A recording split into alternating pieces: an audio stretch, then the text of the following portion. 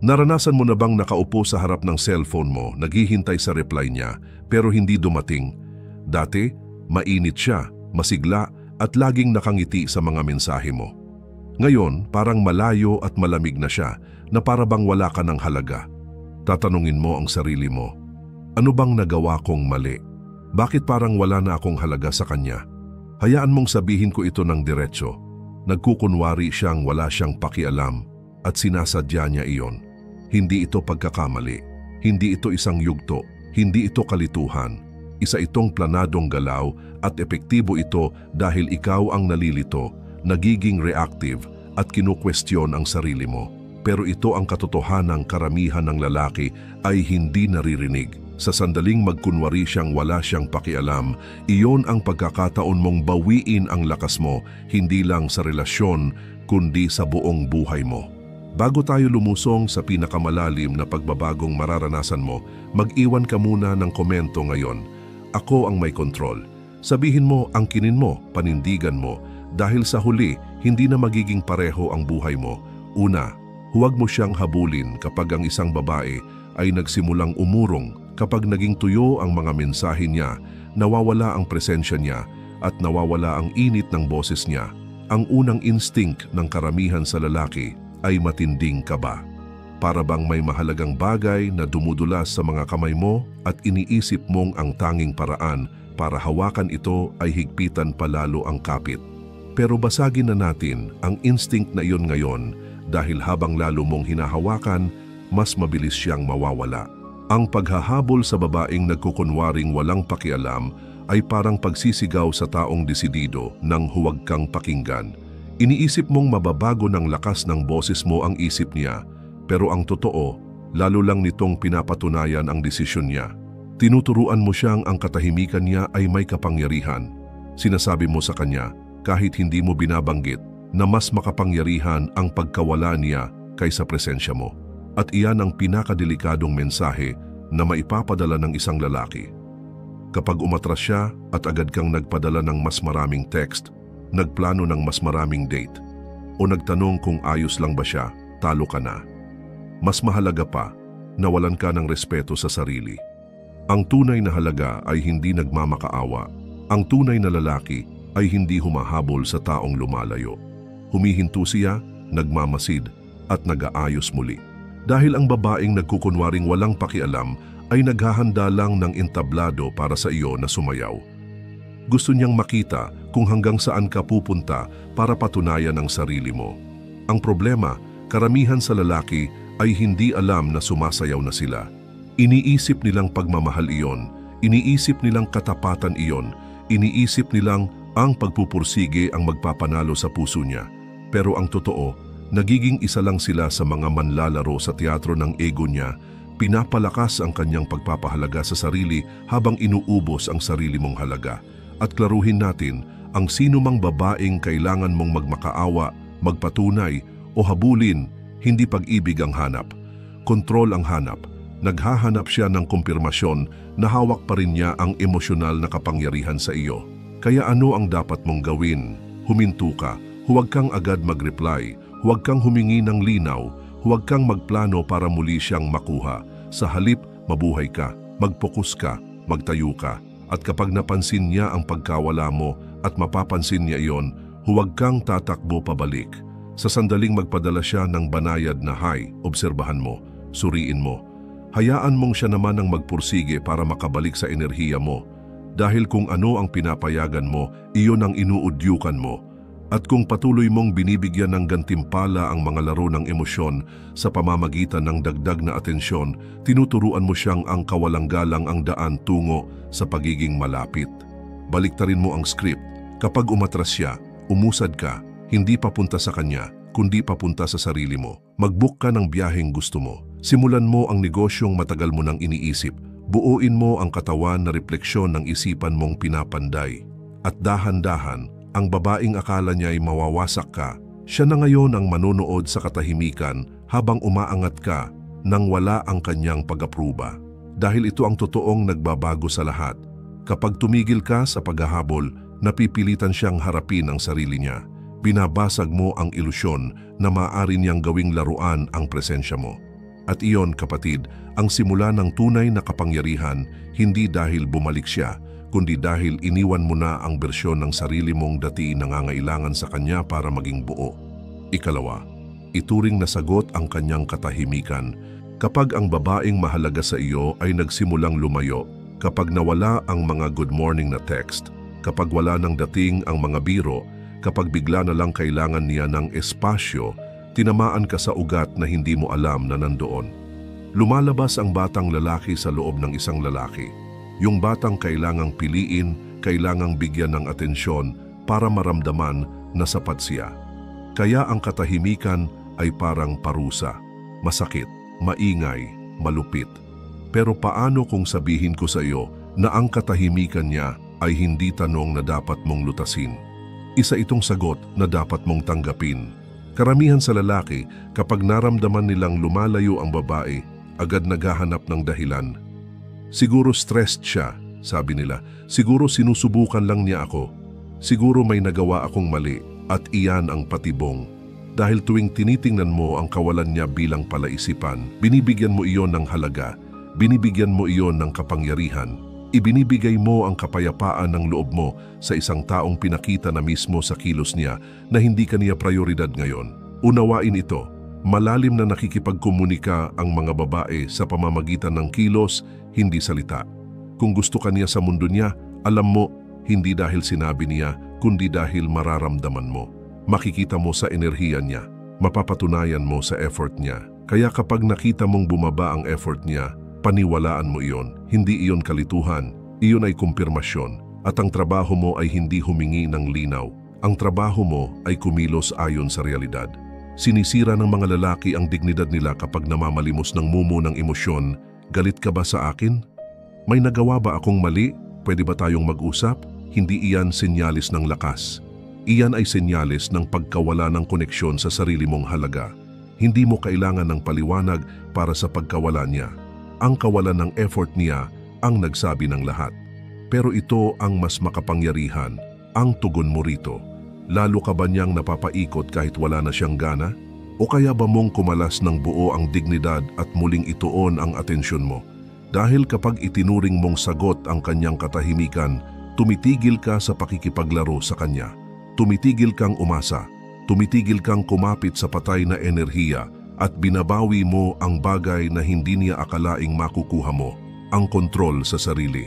Ang katahimikan na iyon, hindi mo kasalanan, pero iyon ang pagsubok mo at napapasa mo ito sa pamamagitan ng pag-usad ng walang palakpakan, walang closure at walang konfrontasyon.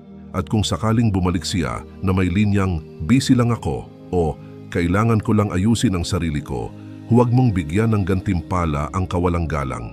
Hindi mo kailangan ng paliwanag, ang kailangan mo ay consistency. At kung hindi niya iyon naibigay noong pinakamahalaga, hindi niya karapat-dapat ang pribilehiyong makabalik kapag nakausad ka na. Simulan mo ngayon sa pamamagitan ng pagsasanay sa isipan mo na tingnan ang paglayo hindi bilang pagtanggi, kundi bilang pagdidirekta, hindi para magpanik, kundi para lumihis ng landas. Dahil ang katahimikang minsan ay sumira sa iyo, maaari na ngayong maging espasyo kung saan muli mong binubuo ang bersyon ng sarili mo na hindi na muling kukwestiyonin ng kahit sinong babae. Hindi dahil hindi siya susubok, kundi dahil hindi mo na kailangan ang pag-aproba niya para patunayan ang lugar mo sa mundo. Kapag siya'y kumalas, huwag mong habulin ang ingay. Piliin mo ang kapayapaan.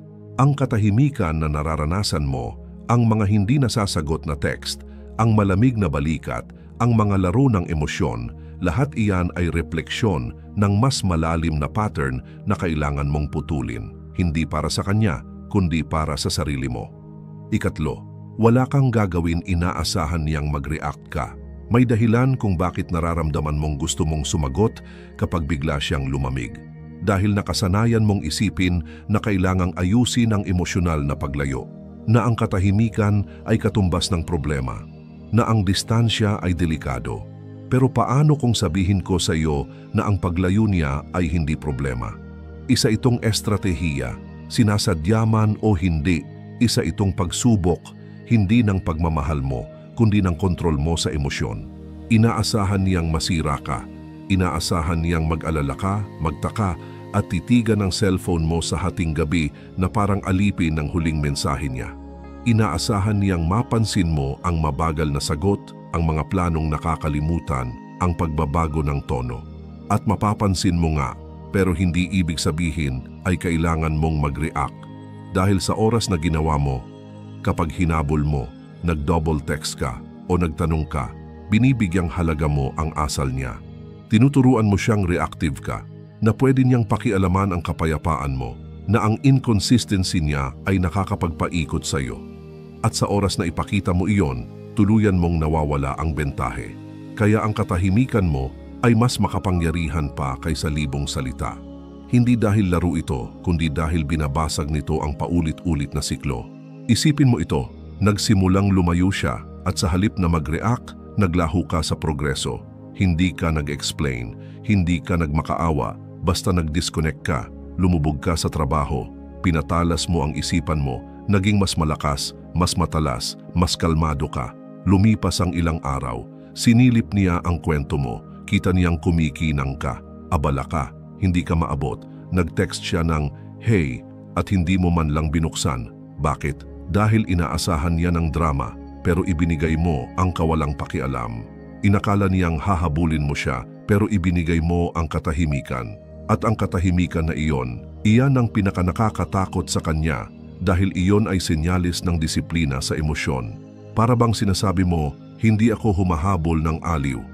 Ginagawa ko iyon sa sarili ko, maaaring hindi niya aminin, pero malalim na naaakit ang mga babae sa lalaking hindi nangangailangan sa kanila, hindi yung nagsasabi, kundi yung nagpapatunay sa pamamagitan ng pagkawala kapag siya'y binastos.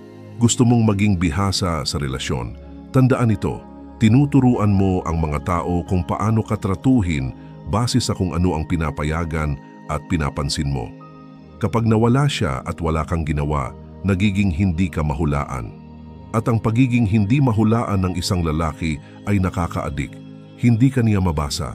Hindi niya masukat ang halaga mo sa reaksyon at ang misteryo na iyon ay binabago ang buong dinamika. Ngayon siya na ang nababaliw. Siya na ang nagtataka. At ikaw? Kalmado ka. Bakit? Dahil nakalaya ka mula sa tukso na ayusin ang lahat. Pinili mo ang disiplina kaysa drama. At iyon, kapatid, ang tunay na kapangyarihang emosyonal. Isabuhay mo ito ngayon. Kapag lumayo siya, salaminin mo ang distansya niya, hindi ang lamig niya. Huwag mong gantihan ng pait ang lamig niya. Sagutin mo ng kawalan. Hayaan mong ang pagkawala mo ang magsalita ng mga salitang hindi na kailangan ng iyong pride. Hayaan mong ang paglago mo ang maging tanging sagot. Hindi ka nabubuhay para intindihin ang pabago-bagong emosyon niya. Nabubuhay ka para pagharian ang mundo mo. Ang distansya niya ay hindi pa anyaya para habulin siya. Isa itong senyales na dapat mong ihanay muli ang sarili mo. Tigilan mong maging laging available sa hindi available. Tigilan mong mag-invest sa taong nilalaro ang presensya mo. Mahal ang atensyon mo. Gastusin mo lang kung saan ito pinapahalagahan. At kapag nakita ng mundo na hindi mo na hinahabol ang mga lumalayo, titigil na rin silang lumayo. Ika-4, umangat ka ng sobra para pagsisihan niya ito.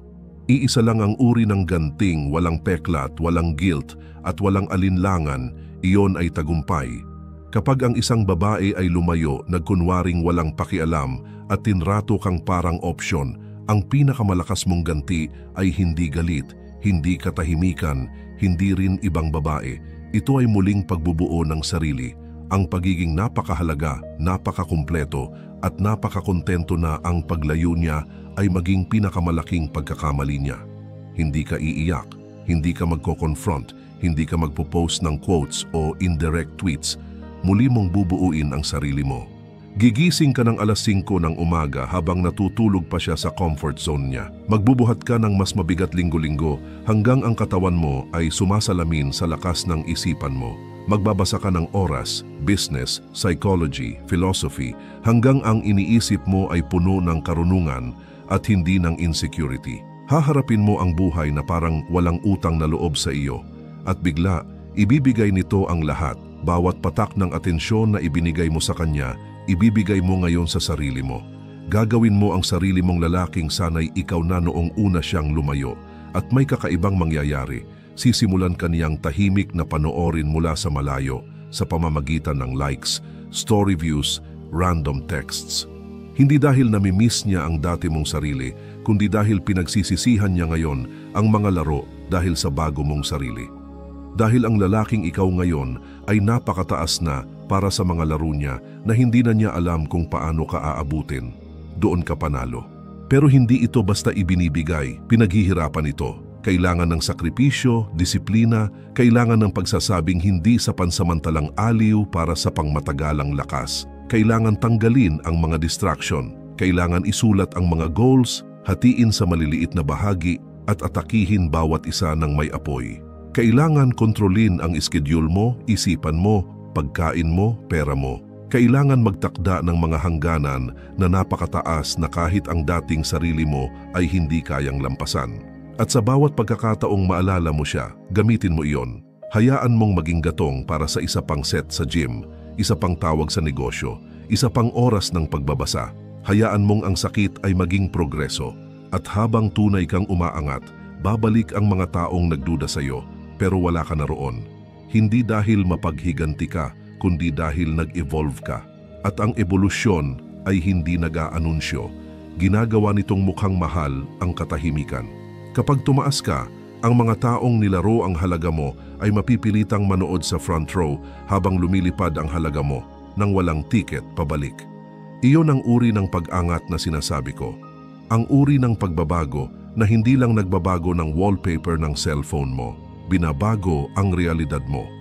Ang uri na hindi lang nagdudulot ng pagsisisi sa kanya, kundi nagpapasalamat ka pa dahil nilisan ka niya. Dahil kung hindi siya umalis, baka hindi mo natuklasan ang tunay mong kakayahan. 5. Palitan mo ang enerhiya niya nang walang paghingi ng paumanhin.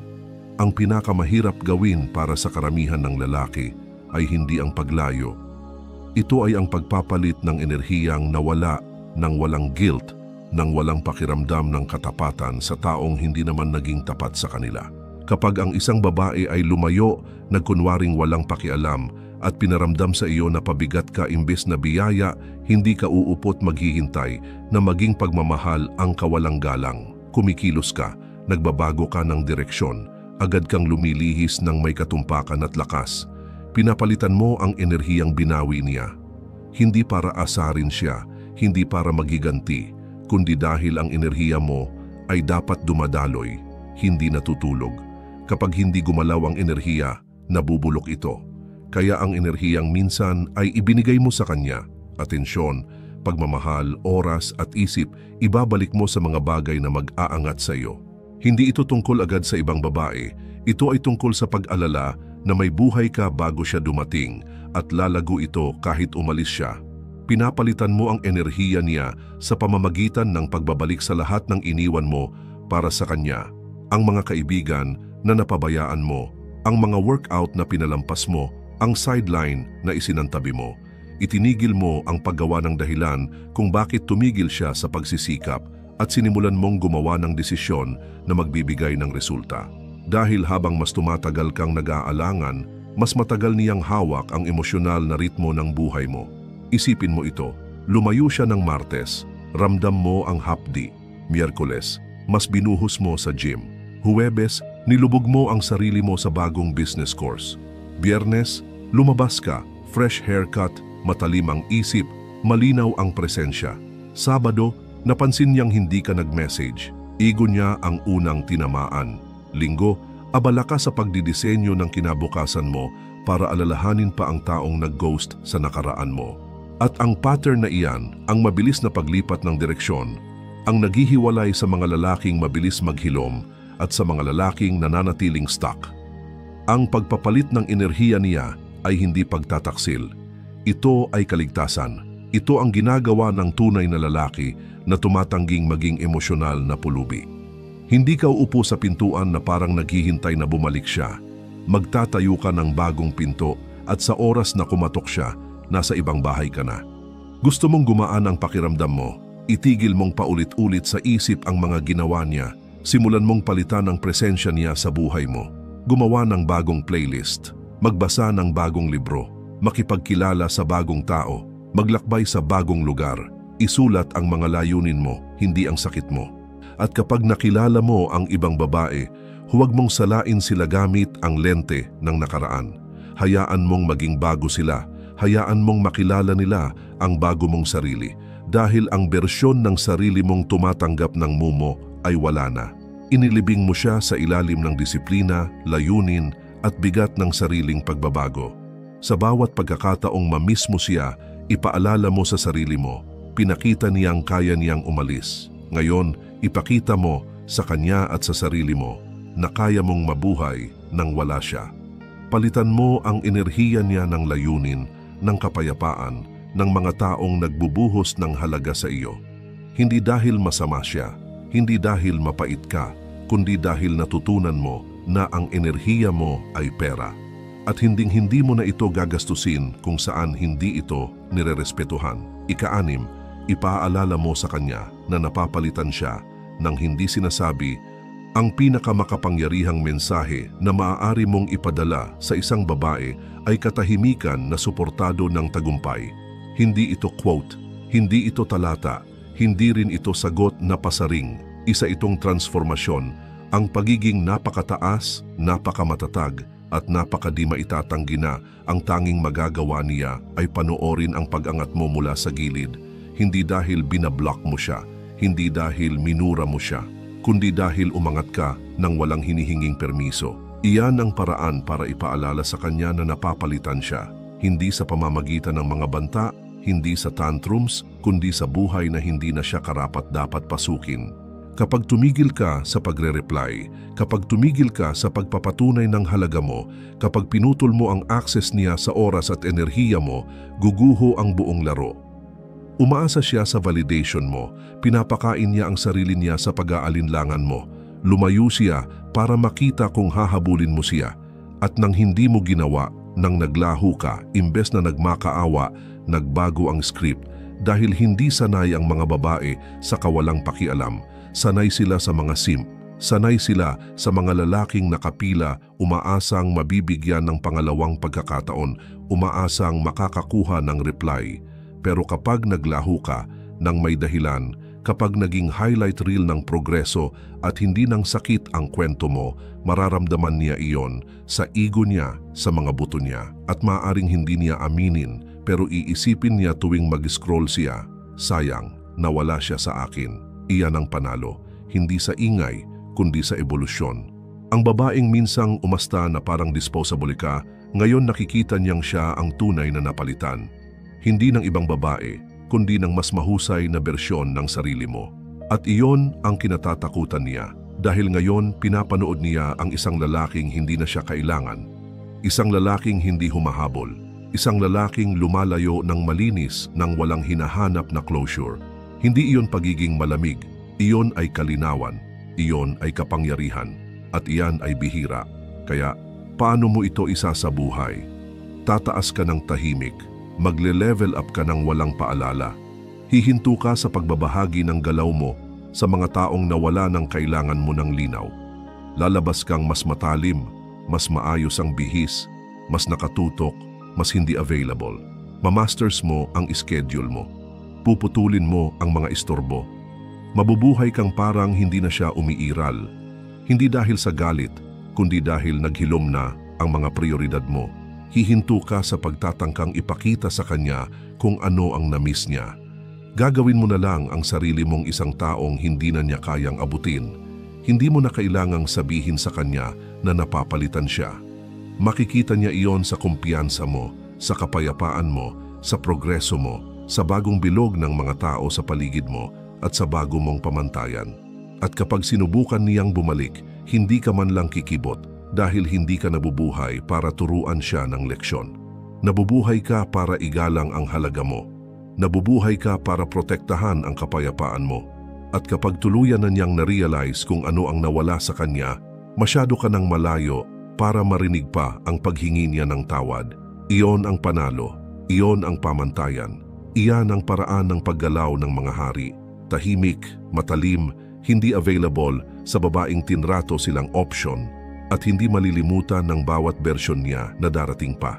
7. Ituon ang pansin sa iyong mga layunin. Kapag siya'y lumalayo, Kapag nagbabago ang enerhiya niya, kapag nagsisimula siyang umasta na parang wala ka ng halaga, karamihan sa mga lalaki natataranta, pero ang lalaking tunay na binabago ang kanyang buhay magpakailanman ay siya na humihinto sa pagtitig palabas at sa wakas ay humaharap sa sarili upang itanong ang pinakamahalagang tanong, ano ang matagal ko nang iniiwasan habang hinahabol ko siya? Iyan ang tanong na gumigising sa isang lalaki ng 2:00 ng madaling araw, hindi dahil sa sakit ng puso, kundi dahil sa pagkamuhi sa sarili. Dahil sa kaibuturan, alam niya na ginawa niyang misyon ng babae. Ibinigay niya sa kanya ang prioridad na dapat ay para sa kanyang layunin. At ngayon na siya'y lumamig, ngayon na inaasta kaniyang parang isa ka na lang pangalan sa kanyang telepono, naiwan ka sa mga piraso ng buhay na itinayo mo sa paligid niya. Pero heto ang katotohanang walang nagsabi sa iyo noong lumalaki ka. Kapag itinayo mo ang buhay mo sa isang babae, ibinibigay mo sa kanya ang plano para wasakin ito. Ang tanging paraan para mabawi ang kapangyarihang iyon ay hindi sa pamamagitan ng pagte-text sa kanya o sa pagpo-post ng mga quote o sa pagsubok na manalo sa larong hindi na niya nilalaro. Ito ay sa pamamagitan ng pagre-redirekta ng bawat patak ng enerhiya, atensyon, gutom at oras na ibinigay mo sa kanya tungo sa isang misyong hindi kailanman kayang agawin sa iyo. Iyan ang paraan ng pag-angat. Iyan ang paraan ng pagtayo ng realidad na ginagalawan ng mga babae hindi tinatakasan. Ang mga layunin mo ay hindi opsyonal, para itong oksiheno. Iyan ang dahilan kung bakit ka narito sa mundo. At sa tuwing binabaliwala mo ang mga ito para lang sa isang mood ng babae, para kang sinasakal. Kaya ano ang gagawin mo ngayon? Magiging brutal kang tapat sa sarili mo. Isusulat mo ito, hindi sa ulo mo, hindi sa cellphone mo, kundi sa papel, gamit ang ballpen. Ano ang gusto ko sa susunod na 12 buwan? Anong klaseng katawan? Anong klaseng kita? Anong klaseng mga tao sa paligid? Anong skills? Anong habits? Pagkatapos, hatiin mo ito sa maliliit ngunit mararahas na hakbang.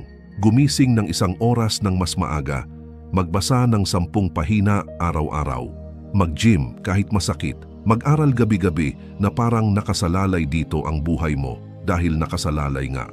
Ang emosyonal mong kaligtasan ay nakasalalay sa iyong misyon. Ang talas ng iyong pagkalalaki ay hinuhubog sa katahimikan kung saan naghahanap ng aliw ang iba. Ang kumpiyansa mo ay hindi nabubuo sa pagmamakaawa na mahalin ka niya. Nabubuo ito sa paggalang mo sa iyong mga layunin. Kahit sino pa ang lumayo, iniisip mong para sa hinaharap lang ang tagumpay? Mali. Bawat minutong idinidelay mo ang layunin mo, unti-unti mong sinisira ang hinaharap mo. Habang siya'y nag-e-enjoy ng atensyon mula sa mga lalaking walang pake sa kaluluwa niya, pwede mo nang buuin ang legacy na pagsisisihan niyang iniwan niya. Habang umaasta siyang nakalimutan ka niya, pwede ka nang maging lalaking magpapaalala sa kanya ng iyong katahimikan magpakailanman. Pero hindi mo magagawa iyan kung patuloy mong chine-check ang profile niya. Hindi mo magagawa iyan kung patuloy kang humahabol ng mga usapang walang patutunguhan. Ang lalaking nagbabago ay hindi naghihintay na maging handa. Kumakilos siya, nagpapasya siya, isinusulat niya ang kanyang mga layunin, hinahati ito at pinapanagot ang sarili. At ang salitang iyan, pananagutan, iyan ang nagtatangi sa mga bata mula sa mga tunay na lalaki. Kapag umaasta siyang wala siyang pake, karamihan ng lalaki bumibigay. Pero ikaw, nagtatayo ka, lumiliko ka, umaangat ka sa mga paraang hindi niya inakalang kaya mo. Hindi mo siya pinapatunayang mali, pinapatunayan mong tama ka. Dahil hindi naman talaga siya ang usapan, isa lang siyang salamin na nagpakita kung saan ka mahina pa. At ngayon, nakita mo na. Ngayon, alam mo na. Kaya tumayo ka, patayin ang telepono mo, i-block ang mga istorbo, isulat ang plano at isakatuparan ito ng walang humpay. At sa tuwing susubukang bumalik ang alaala niya sa isipan mo, tanungin ang sarili, dinadala ba ako ng pag-iisip na ito palapit sa aking bisyon o inilalayo ako rito? At kung inilalayo, bitawan mo. Piliin ang iyong bisyon, piliin ang iyong mga halaga, piliin ang iyong boses, ang nagsasabing, ipinanganak akong magtayo, hindi magmakaawa. Dahil kapag nabuhay ka ng ganyan, mararamdaman niya ito. At kahit hindi siya bumalik, hindi mo nagugustuhin pa. Hindi dahil masama siya, kundi dahil ang lalaking naging ikaw sa pagkawala niya ay sobrang makapangyarihan, sobrang driven, sobrang nakatuon para muling gawing misyon ang ibang tao. Iyan ang paraan ng panalo. Iyan ang paraan para maging untouchable. Hindi sa paghihiganti, hindi sa laro, kundi sa mga layunin at sa matinding dedikasyon para makamit ang mga ito. Konklusyon, katatapos mo lang marinig ang mga katotohanang hindi maririnig ng karamihan sa mga lalaki. Mga katotohanang hindi itinuro ng kanilang mga ama, hindi ipinakita ng paaralan at hindi gustong ipaalam ng lipunan. At ngayon, simple na lang ang tanong, ano ang gagawin mo dito? Patuloy ka bang magche-check ng profile niya? Umaasang may pake siya? Pinapaliit ang sarili mo sa katahimikan na iniwan niya? O tatayo ka, babawiin ang oras mo, muling itutuon ang iyong enerhiya at sa wakas mabubuhay na parang nakasalalay dito ang iyong hinaharap? Dahil nakasalalay nga. Walang babae, walang text, walang pagtanggi ang muling magdedetermina kung sino ka. Nakita mo na ang nasa likod ng kurtina. Naranasan mo na ang kapangyarihang dulot ng pagbitiw sa mga bagay na wala ng silbi at paghawak ng mahigpit sa sarili mong potensyal. Ngayon, oras na para gawin ang susunod na hakbang. Mag-iwan ng komento ngayon mismo gamit ang pariralang "Akin ang aking kapangyarihan". I-type mo ito ng buong tapang. Ipatibay mo ito gamit ang kaluluwa mo. Hayaan mong iyon ang magsilbing hudyat sa iyong sarili. At sa bawat lalaking nanonood na dito, nagtatapos ang cycle at dito nagsisimula ang iyong legacy. I-like ang video na ito kung may totoong bagay kang naramdaman. Mag-subscribe ka ngayon kung sawa ka na sa pagiging average at sa katahimikan at handa ka nang sumali sa kapatiran ng mga lalaking bumubuo ng sarili nila mula sa loob palabas. Dahil kapag sinuportahan mo ang channel na ito, tinutulungan mong matagpuan ng ibang lalaki ang katotohanang makakapagligtas sa kanila mula sa mga taon ng sakit, taon ng pagsisisi, taon ng paghabol sa maling babae at pagpapabaya sa tamang misyon. At kung gusto mong dalhin ito sa susunod na antas, kung seryoso ka sa pagbuo ng buhay, kung saan walang sinuman ang may kapangyarihang sirain ang kapayapaan mo, kunin mo ang Stoic Relationship Blueprint ebook para sa mga lalaki. Nasa description ito. Iyon ang ultimate guide para bawiin ang kontrol, hingin ng respeto at maging isang matatag at hindi matitinag na lalaking hindi kayang manipulahin ng babae at hindi kayang balewalain ng mundo. Kung handa ka ng mabuhay ng may disiplina, kalinawan at kapangyarihan, iyon ang susunod mong hakbang. At maniwala ka, pagdating ng isang taon mula ngayon, ikaw ay magiging isang lalaking kumilos sa sandaling ito. O isang lalaking pinagsisisihan na hindi niya ginawa. Siguraduhin mong sulit ito.